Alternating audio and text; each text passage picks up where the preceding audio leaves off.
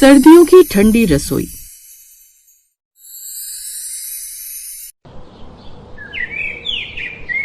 दिसंबर महीने की उस कपकपाती हुई सर्दियों में कपकपा देने वाली सुबह में कोहरा इतना घना था कि सामने की चौखट भी साफ नहीं दिख रही थी। गांव की हवा में धुआं और ठंड ऐसे मिल गए थे कि जैसे सांस भी बर्फ बन रही हो। घर की बड़ी बहू रसोई की तरफ बढ़ी। हाथ ठंड से सुन्न, पैरों के नीचे ऐसे जैसे बर्फ की सिल्ली बिछी हुई हो। सुबह की धुंध में अनीता चाय बनाने के लिए रसोई में पहुंची तो वो चौंक उठी। चूल्हा पूरी तरह बुझा हुआ था और लकड़ियां जैसे ओस से भीग चुकी थी। हे भगवान, इतनी ठंड में चूल्हा जलाना भी किसी जंग से कम नहीं। ओस पे तो ये लकड़ियां भी गीली हो जाती हैं। इन गीली लकड़ियों को चूल्हे में जलाना भी किसी बड़े टास्क से कम नहीं है। और अभी कुछ ही देर में सबको अदरक वाली चाय भी चाहिए होगी। तभी पीछे से देवरानी स्वाति की एक खिंची हुई आवाज आई। भाभी, आप इतनी सुबह सुबह रसोई में क्या कर रही हैं? मैं तो सोच रही थी आज थोड़ी देर और सो जाऊं। इतनी ठंड में उठता कौन है भला? बाहर देख रही हो, सूरज मामा भी ठंड देखकर अभी तक बादलों में दुब के बैठे हैं। अनीता ने चूल्हे की ओर देखा और फूंक मारकर उन गीली लकड़ियों को जलाया, जिससे धुआं आंखों में चुभने लगा। फिर कहने लगी, स्वाति, ठंड है तो रसोई का काम नहीं करना क्या? घर में इतने लोग हैं स्वाति, नाश्ता चाय सब कुछ तो बनाना है उनके लिए। तो आप बना लो ना जेठानी जी, आपको तो आदत है। मुझसे तो ना बिल्कुल ठंड सहन नहीं होती, हाथ पांव जम जाते हैं, मुझे तो एलर्जी है धुएं से। ये सुनकर अनीता चुप हो गई, पर उस वक्त उसके मन में ठंड से ज्यादा देवरानी के नखरे चुभ रहे थे। बस ठंड आई नहीं कि मैडम के नखरे शुरू हो गए। ये तो इसका हर सर्दियों का है। अब ये नहीं करेगी तो मुझे तो करना है, नहीं तो माँ जी का क्या है, वो तो साफ साफ कह देंगे कि तू घर की बड़ी बहू है, तुझे ये काम करना चाहिए। ऐसा सोचकर अनीता रसोई के काम में लग गई। कुछ देर बाद सास भी अपने कमरे से बाहर आ गई, जहाँ उसने देखा कि उसकी छोटी बहू अभी तक कंबल में लिपटी बैठी हुई है। अरे स्वाति बहू, तुम अभी तक कंबल में लिपटी बैठी हो? जरा अपनी जेठानी को देख, उसने तो कब की रसोई संभाल रखी है। तुम भी जाओ, उसकी मदद करो। ये सुनते ही स्वाति ने झट से मुंह बनाया। माँ जी, मुझे ना बहुत ठंड लगती है। डॉक्टर ने कहा है धुआं और ठंडी से दूर रहने को। अब रसोई में तो वही मिट्टी का चूल्हा बना हुआ है, क्योंकि आपको उसी पर बना खाना पसंद आता है, इसलिए आप गैस चूल्हा लाती नहीं। लेकिन उससे चूल्हे से ना मेरी आंखें लाल हो जाती हैं। कब से कह रही हूँ एक गैस चूल्हा ला दो। इस मिट्टी के चूल्हे में ना ये गीली लकड़ियां मुझसे तो जलती नहीं। ये काम तो जेठानी जी कर सकती हैं। खैर, लेकिन मेरी सुनता ही कौन है। अरे इतना ही गैस चूल्हे का शौक था तो ले आती दहेज में अपने मायके वालों से। मायके में तो कभी चूल्हा देखा नहीं, लेकिन ससुराल में महारानी को चूल्हा चाहिए। बताओ जरा। तभी स्वाति का पति अनूप भी वहाँ आ जाता है। अरे माँ, तो ये कौन सा झूठ कह रही है, सच्ची तो कह रही है। अब बेचारी से नहीं होता ठंड में रसोई का काम तो कोई बात नहीं ना, ये दूसरा काम देख लेगी, कमरों में झाड़ू ये लगा देगी। अच्छा, चल ठीक है, फिर वो काम रहने दे और रसोई का काम तेरी जेठानी है ना, वो संभाल लेगी। ये बात अनीता रसोई से सुन रही थी। उसने भीतर ही भीतर गहरी सांस भरी। अच्छे से जानती हूँ ये सब इन मैडम के बहाने हैं। इधर रसोई अब धुएं से भरती जा रही थी। चूल्हा गीली लकड़ी के कारण बार बार बुझ रहा था। अनीता की आंखें लाल हो रही थीं, हाथ जल रहे थे और ठंड से शरीर में सिहरन भर रही थी। उसने एक बार फिर से चूल्हा जलाया। कुछ देर बाद, जेठानी जी, चाय बनी कि नहीं? वो क्या है ना, ठंड में जब तक अदरक वाली चाय ना मिल जाए तब तक सुबह नहीं होती। चाय अभी बन रही है, जैसे ही बन जाएगी ले आऊंगी। देखो, अगर आप धुआं कम कर दें तो मैं खड़ी हो सकती हूँ रसोई में, नहीं तो ऐसे तो मेरी सांस ही रुक जाएगी। पहले लकड़ियां सूखेंगी तभी धुआं रुकेगा। तुम थोड़ा मदद कर दोगी तो जल्दी हो जाएगा। ना, माँ जी ने मना किया है। मैं बीमार पड़ गई तो पूरा घर ठप पड़ जाएगा। हाँ, अच्छे से पता है। सारा घर तो जैसे तू अकेले ही संभालती है। घर तो वैसे भी मैं ही चलाती हूँ। तुझ मैडम को क्या ही फर्क पड़ता है। जब से ये सर्दियों की ठंडी रसोई आई है ना, तब से इसके नए नए नाटक शुरू हो गए हैं। स्वाति सुनकर भी अनसुना करने का नाटक करती है, क्योंकि असल में उसका तो हर बार का यही था। ज्यादा गर्मी हो तो रसोई से बहाना बनाकर निकल जाना, और सर्दियां हो तो उसका क्या ही कहना। अनीता ने सबके लिए पहले गर्मा गर्म चाय बनाई, जिसके बाद वो सबके लिए नाश्ता बनाने में लग गई। फिर अनीता का पति सुरेश दरवाजे पर आया। उसने देखा कि अनीता के हाथ काले धुएं से भरे हुए हैं और स्वाति कमरे में रजाई में बैठी फोन देख रही है। अरे स्वाति, तुम रसोई में नहीं गई? तुम्हारी जेठानी अकेले कर रही है सबके लिए नाश्ता बनाना। ये सुनकर स्वाति नाटक करने लगी। भैया, वो मुझे ठंड से एलर्जी है। मेरी बीमारी आप जानते नहीं, डॉक्टर ने कहा है कुछ दिन आराम करने के लिए। ओह अच्छा, ऐसी बात है। अरे तो तुम आराम करो, अनीता संभाल लेगी। ये सुनकर अनीता मन ही मन सोचने लगी, हाँ, ठंड सिर्फ स्वाति को लगती है क्या? मुझे नहीं लगती, मैं भी तो इंसान हूँ। इसके बाद वो सबको नाश्ता बना कर देती है। नाश्ता करने के लिए स्वाति झट से बैठ जाती है। भाभी, आपके हाथों में ना कमाल का जादू है, क्या टेस्टी खाना बनाती हो आप। वैसे एक पराठा और मिलेगा क्या? हाँ, लो ना, मैं तो आई ही हूँ यहाँ पर सब काम करने के लिए। सब मजे से रजाई के अंदर बैठकर ठंड का मजा लेते हैं और मैं रसोई में इनकी फरमाइशें पूरी करती रह जाती हूँ। ऊपर से माँ जी, बस चूल्हे पर ही खाना बनवाना है, वो एक अलग मुसीबत है। इसके बाद उसने दिन का खाना बनाया, फिर बर्तन धोए। इसके बाद शाम को एक और फरमाइश आ गई।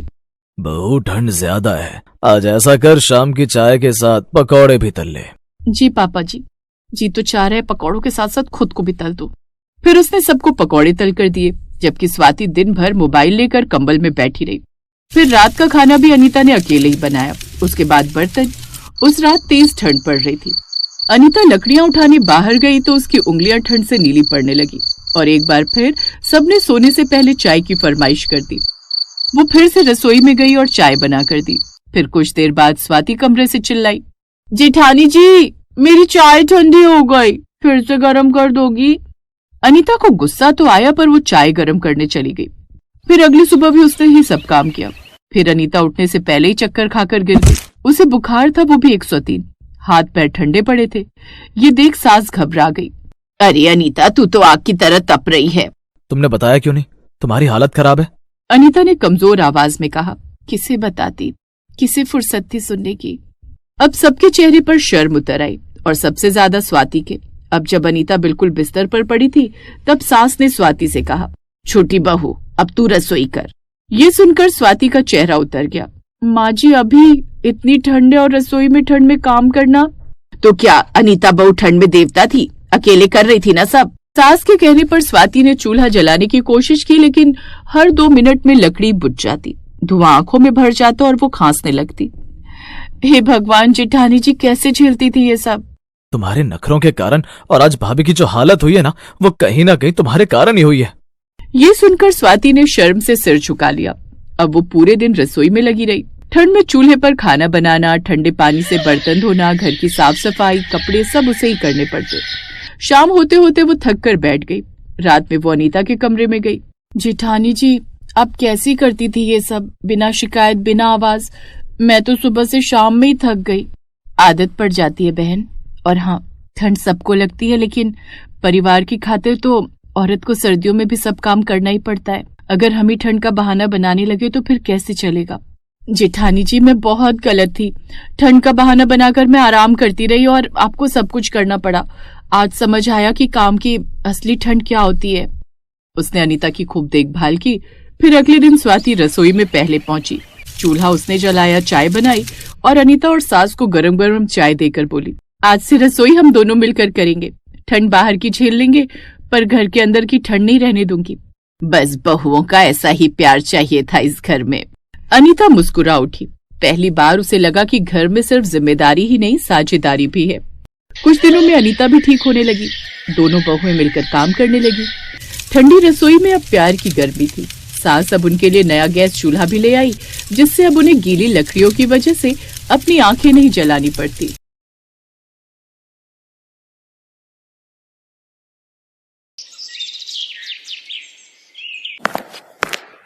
बहू, क्या कर रही हो? खाना बना रही हूँ मम्मी जी। ओहो, तुम छोड़ो, मैं छौंकती हूँ सब्जी। अरे पर मैं बना तो रही हूँ मम्मी जी।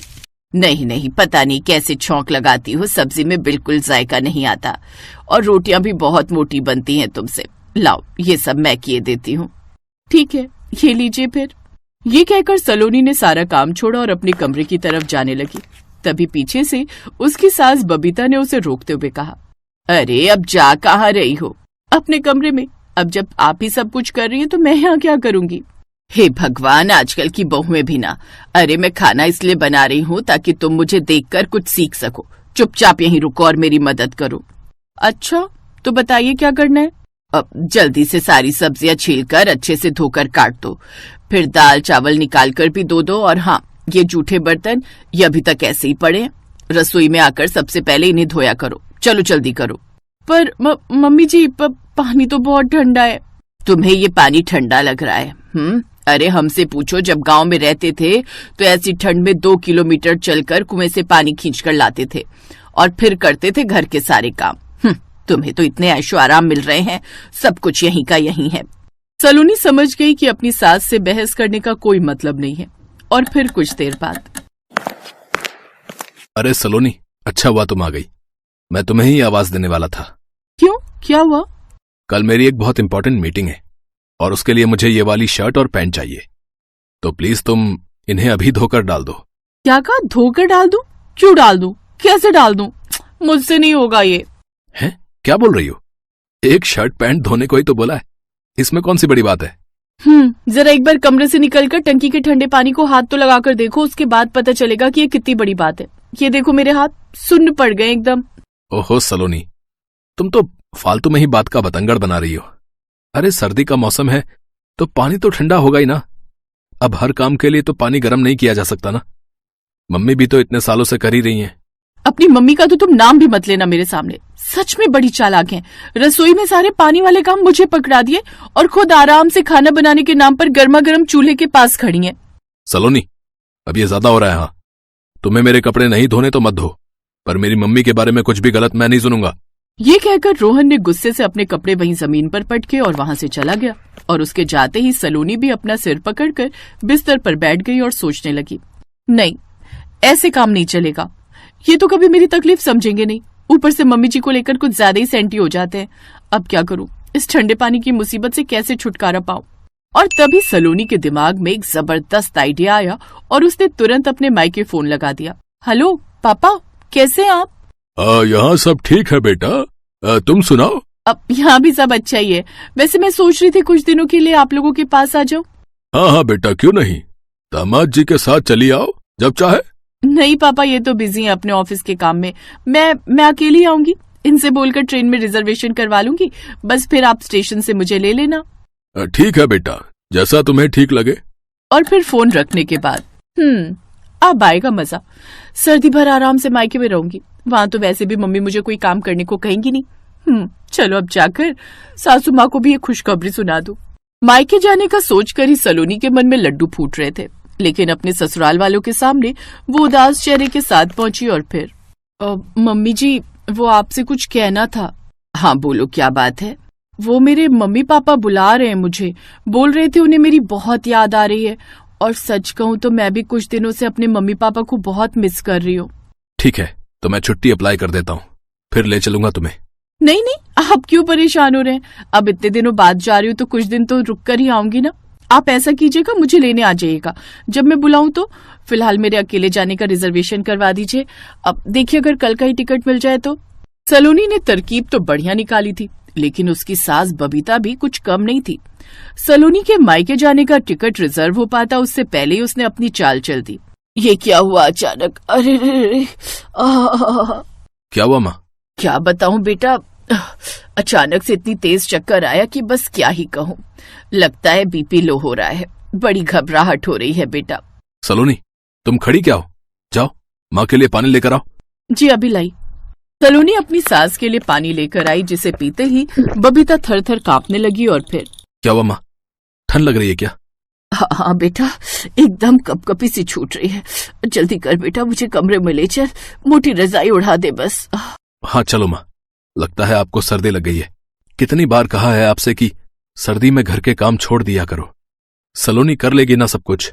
हाँ बेटा, अब तो बहू पर ही छोड़ना होगा सब, वरना तो ये सर्दी मेरे प्राण लेकर ही जाएगी। सलोनी जाओ, माँ के लिए गरम सूप बना कर लाओ, और सुनो, गरम कॉफी भी लेती आना। मैं तब तक डॉक्टर से अपॉइंटमेंट ले लेता हूँ। नहीं नहीं नहीं बेटा, डॉक्टर की जरूरत नहीं है। अब बुढ़ापे का शरीर है तो सर्दी में तो परेशान करेगा ही। अब बस कुछ दिन आराम करूंगी तो ठीक हो जाऊंगी। ठीक है माँ, पर आपको अच्छे से रेस्ट करना होगा। सलोनी, तुम इस बात का ख्याल रखना, माँ को बिस्तर से निकलना भी ना पड़े। लेकिन मैं तो मायके, मेरा टिकट। अरे अच्छा ही हुआ ना कि मेरा नेटवर्क स्लो था और तुम्हारा रिजर्वेशन हो ही नहीं पाया। तुम बोल दो अपने घर पर कि कुछ दिनों के बाद आ जाओगी। फिलहाल मम्मी की देखभाल ज्यादा इंपॉर्टेंट है। बबीता की चाल सलोनी पर और भारी पड़ गई। वो अच्छे से समझ रही थी कि सर्दी में ठंडे पानी की रसोई में अकेले ना जूझना पड़े, इसके लिए उसकी सास खराब तबीयत का बहाना कर रही है। लेकिन फिलहाल सलोनी कुछ भी कहने की स्थिति में नहीं थी। और फिर एक दिन, ओहो, बिस्तर पर लेटे लेटे तो मैं बोर हो गई।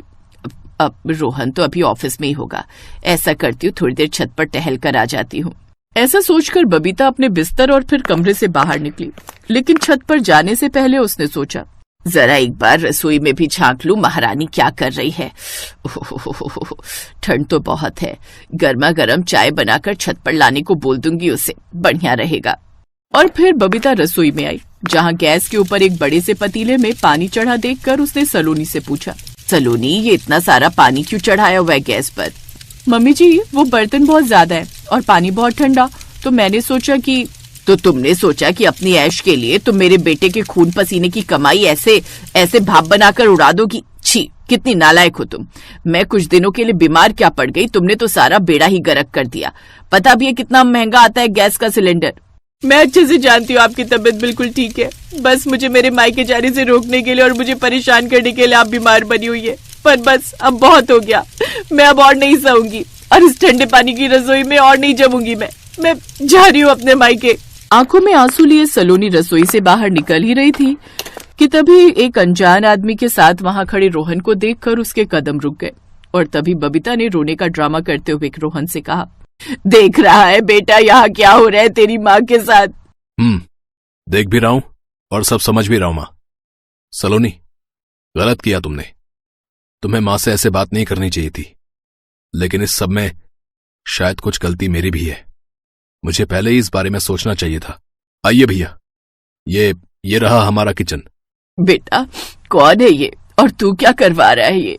ठंडे पानी की इस रसोई में नया गीजर लगवा रहा हूं माँ, ताकि आप और सलोनी दोनों को सर्दी में परेशान ना होना पड़े। कल सबके सोने के बाद मैं आया था रसोई में अपने लिए चाय बनाने, लेकिन फिर देखा कि सिंक तो जूठे बर्तनों से भरा पड़ा था।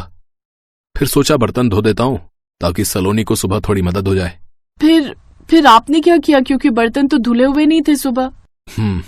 पानी को छूते ही मेरी आत्मा सिहर गई। वाकई पानी बहुत ही ठंडा था सलोनी। आई एम सॉरी उस दिन तुम्हारी बात न सुनने के लिए।